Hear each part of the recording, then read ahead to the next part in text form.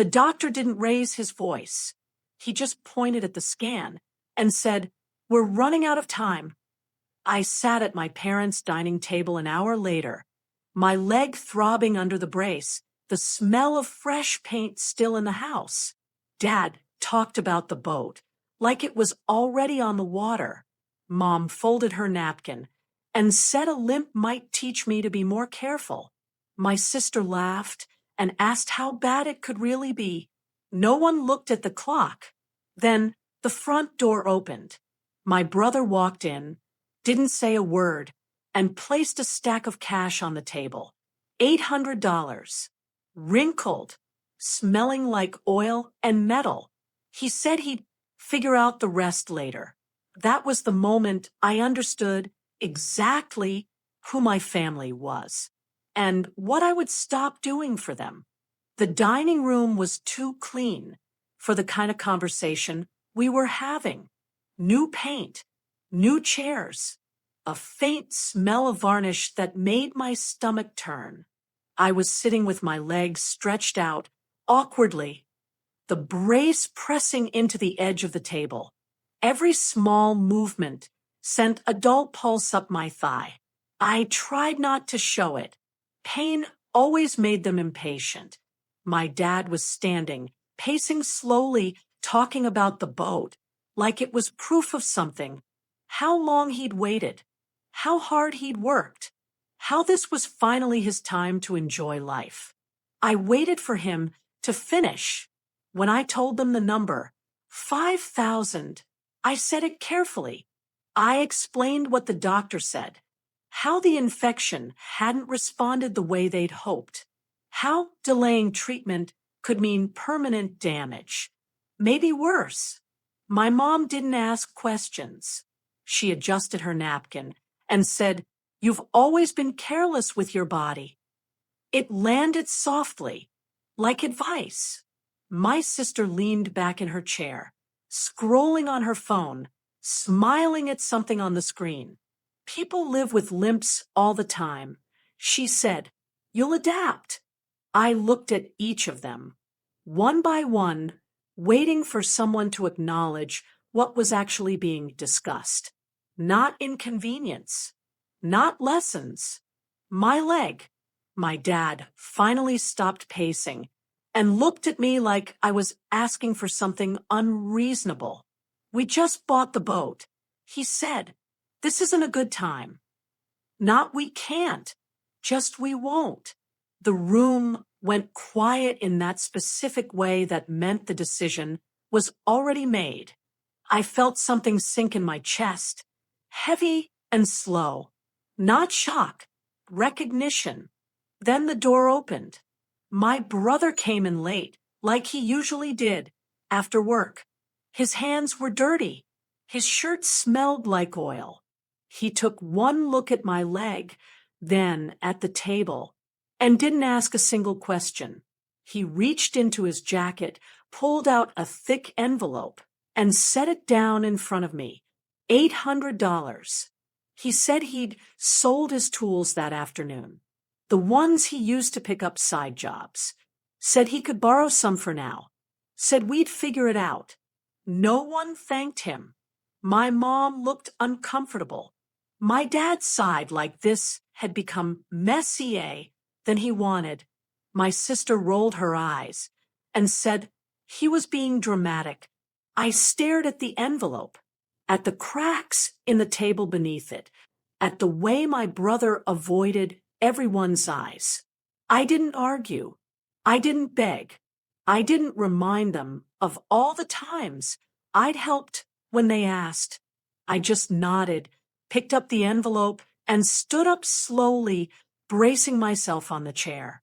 As I left, I realized something quietly without anger. This wasn't about money. It was about who was worth sacrificing for. And I knew exactly where I stood. I didn't go back to my parents' house after that night. Not because I was angry, because I needed quiet. The kind that lets you hear what you've been ignoring. The doctor scheduled the procedure with what I had. He didn't sugarcoat it. He said it might be enough. He said it might not. He said outcomes depended on timing, compliance, and luck. He said we'd know more later. Later became my least favorite word. Recovery was slow. Nights were worse. Pain has a way of making time stretch. I lay awake listening to the refrigerator hum, counting minutes, replaying the dinner over and over. Not the words, the behavior, the comfort in their voices, the certainty no one checked in the next day or the day after that. My mom texted a week later to ask if I'd moved my car because the driveway camera caught something odd. I told her no. She replied with a thumbs up. That was it. My sister sent a meme about first world problems. I didn't respond. My brother came by once quietly. He brought soup and didn't stay long. He didn't ask how bad it was. He didn't apologize for not having more. He just said he'd help if he could. I noticed how different help felt when it came without commentary. Weeks passed. I used crutches longer than expected. I missed work. Paperwork piled up. I handled it myself. I always had. What changed was that I stopped telling my parents about it. They seemed relieved. When my dad finally called, it wasn't about my leg. He wanted help comparing insurance quotes for the boat. He said I was good at that kind of thing. He said it casually, like muscle memory. I told him I couldn't right now. There was a pause. Not concern. Confusion. You used to, he said. I know, I replied. That was the first time I felt a shift. Small, almost invisible, but real. They started managing things themselves. Badly at first. Missed a payment. Forgot a deadline. My mom complained about stress during a family call, then stopped when she realized I wasn't jumping in. I wasn't withholding help to teach a lesson. I was conserving energy. My sister joked once that I was milking the injury. She said it with a smile, like it was harmless. I smiled back and changed the subject. I noticed she didn't ask me for favors after that. Power didn't change hands dramatically. It drifted, and in that drift, something settled inside me. I stopped waiting for them to see me differently. I stopped hoping pain would translate into care. Late one night, staring at the ceiling, I realized I hadn't thought about the boat in days. I had started thinking about distance instead, how it protects what matters, and how quietly it works. I healed enough to walk without crutches, but not enough to forget. The doctor was careful with his language. Progress, limitations, monitoring. He said I'd likely avoid surgery if I stayed disciplined. He didn't say what would have happened if I'd waited longer. He didn't need to. I didn't share updates with my parents. Not out of spite, out of habit that had quietly broken. Life went on. Bills, work, physical therapy twice a week in a room that smelled like disinfectant and rubber mats. I learned how to move slowly without looking fragile. I learned which movements hurt later, not right away. I learned patience in a way I hadn't before. My parents noticed my absence in small ways. My mom called asking if I could review a contract for a home repair. I said I hadn't looked at contracts in a while. That was true. I hadn't looked at theirs. My dad texted photos of the boat once it was finally in the water. Blue hull, smiling faces. I replied with a thumbs up. It felt neutral, honest.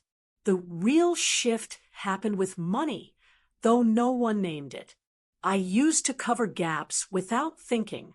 Short-term loans that never came back. Just this once, expenses that turned into habits.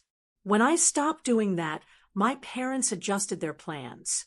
Slower vacations, fewer upgrades, more conversations that ended with, "We'll think about it." My sister noticed too. She called one evening, laughing, asking if I could help her float a payment until payday. I said I couldn't. She waited for a reason. I didn't give one. She laughed again, thinner this time, and said she'd figure it out. After that, she stopped calling. My brother didn't. He came by on weekends sometimes, helped me with small things I couldn't do yet.